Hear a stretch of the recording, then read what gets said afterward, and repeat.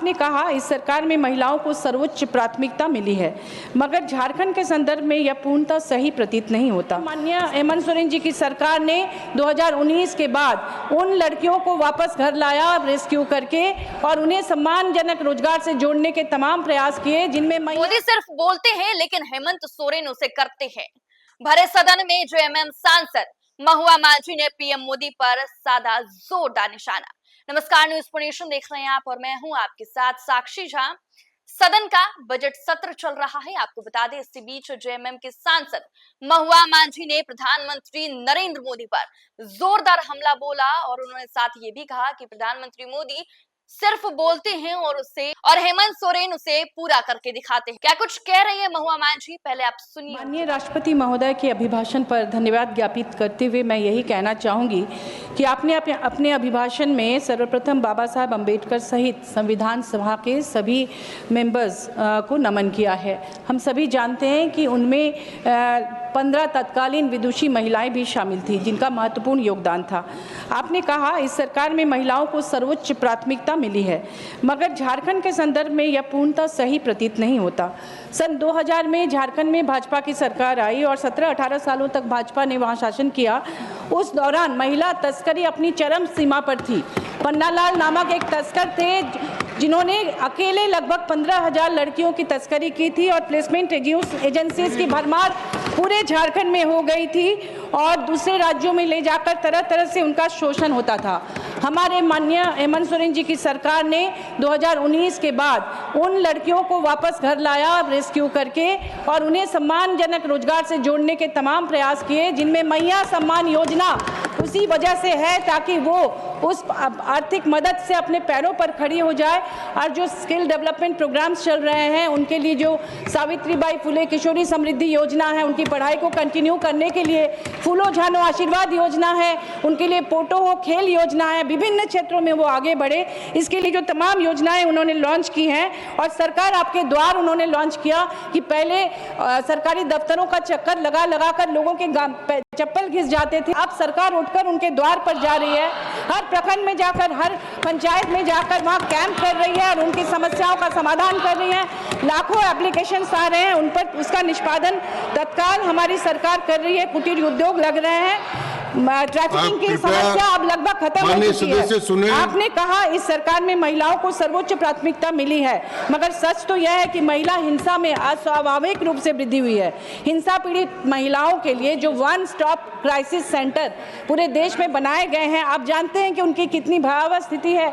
अभी हाल में मैंने एक वर्कशॉप अटेंड किया था, वहाँ काम करने वाली महिलाओं के साथ उन्होंने बताया कि इंफ्रास्ट्रक्चर की भारी कमी है, वहाँ स्टाफ नहीं है, मानदेय के पैसे बहुत लेट से मिलते हैं, कोई सुविधा नहीं है, वाहन की सुविधा नहीं है, वो कैसे न्याय करेंगे महिलाओं के साथ। तो ये जो निर्भया फंड में 1000 करोड़ की राशि हर साल इकट्ठा होता है, उसका प्रॉपर डिस्ट्रीब्यूशन क्यों नहीं होता ऐसे सेंटर्स के लिए? आप सीसीटीवी कैमरा हर जगह क्यों नहीं लगाते हैं जहां महिलाएं असुरक्षित हैं? बस स्टॉप में, रेलवे स्टेशन में, जहां वर्किंग हॉस्टल्स हैं और वर्किंग गर्ल्स के जहां स्कूल कॉलेज है, वहां अगर आप पूरे देश में जाल बिछा दें, नेटवर्क उसका पूरा हो जाए उन इलाकों में उस पैसे से सीसीटीवी कैमरा का, तो मुझे लगता है निश्चित रूप से महिला हिंसा में कमी आएगी। तीसरी बात, जिन महिला पुलिसकर्मियों को महिलाओं की सुरक्षा के लिए लगाया गया है, उनकी सुविधा के बारे में आपने कभी सोचा है? उनके लिए बैरक नहीं है कई जगह। वो पुलिसकर्मी, पुरुष पुलिसकर्मी के साथ कई बार रात गुजारने के लिए बाध्य होती हैं। कई बार वो ड्रेस चेंज करने के लिए उनके पास कोई थाने में कोई ऐसा रूम नहीं होता है कि वो ड्रेस चेंज करें, उनके अलग बाथरूम नहीं होते हैं। तो इस पर क्यों नहीं ध्यान देती आपकी सरकार? एक तरफ आप महिलाओं को सर्वोच्च प्राथमिकता देने की बात करते हैं, दूसरी ओर आपकी सरकार ने वर्ष 2016-17 में एकेडमिक सेशन में झारखंड में 4096 सरकारी स्कूल को बंद करके मर्ज कर दिया और जो ग्रामीण और दुर्गम इलाके की लड़कियां हैं वो दूसरे गांव में नहीं जा पाती थी, नक्सल प्रभावित इलाके थे, तो उन्होंने ड्रॉप आउट बहुत ज़्यादा हो गया उनका स्कूल से, वो उनका नाम कट गया वो सुरक्षा कारणों से। लेकिन दूसरी ओर हमारे हेमंत सरकार ने शिक्षा को बेहतर बनाने के लिए सीएम एक्सीलेंस स्कूल ढेर सारे खोले हैं ताकि क्वालिटी एजुकेशन मिले और प्राइवेट स्कूल के साथ वो कम्पीट कर सके और स्मार्ट क्लासेस हो उनके लिए। मानव तस्करी बंद करने के लिए हमारी सरकार ने इतने सारे कदम उठाए। साथ ही उन्होंने हेमंत सोरेन जी ने मरंग गोम के Jaipal Singh Munda overseas scholarship scheme आरंभ किया। आपको पता होगा कि 50 प्रतिभाशाली ट्राइबल लड़कियों को वहां पर लड़कों को भेजा जाता है लंदन स्कूल ऑफ इकोनॉमिक्स में सरकारी खर्चे पर, यूनिवर्सिटी ऑफ ससेक्स में, यूनिवर्सिटी ऑफ वॉरविक में, यूनिवर्सिटी कॉलेज ऑफ लंदन में, university of London school of oriental and African studies और कई यूनिवर्सिटीज में, ताकि वो भी पढ़कर समकक्ष हो सके प्राइवेट स्कूल में पढ़ने वाले बच्चों के साथ। आपने कहा कि आपकी सरकार परमाणु ऊर्जा का विस्तार करने पर तेजी से काम कर रही है। क्या आपकी सरकार ने उसके दुष्परिणामों से बचाव के उपाय पर ध्यान दिया है?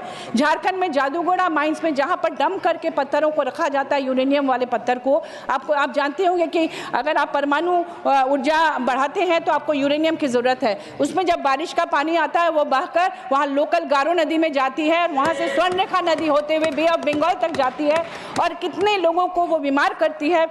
ये वाटर पॉल्यूशन पर आप ध्यान नहीं दे रहे हैं और परमाणु ऊर्जा का विस्तार कर रहे हैं। और 10 मोस्ट पॉपुलेटेड सिटीज में दिल्ली है, तो आपकी सरकार अगर पॉल्यूशन पर काम कर रही है, जहां राष्ट्रपति प्रधानमंत्री रह रहे हैं, तो देखिए बजट सत्र के छठे दिन भी सदन हंगामेदार नजर आया और पक्ष विपक्ष लगातार एक दूसरे पर वार पलटवार कर रहे हैं। एक तरफ जहां विपक्ष कई मुद्दे को लेकर सरकार को घेरती हुई नजर आ रही है, तो वहीं दूसरी तरफ सरकार भी उन तमाम सवालों का जवाब दे रहे हैं। आपको बता दें कि इसी बीच जेएमएम सांसद महुआ मांझी ने प्रधानमंत्री नरेंद्र मोदी के कार्य पर सवाल उठाते हुए कहा कि प्रधानमंत्री मोदी सिर्फ बोलते हैं लेकिन हेमंत सोरेन उसे करके दिखाते हैं।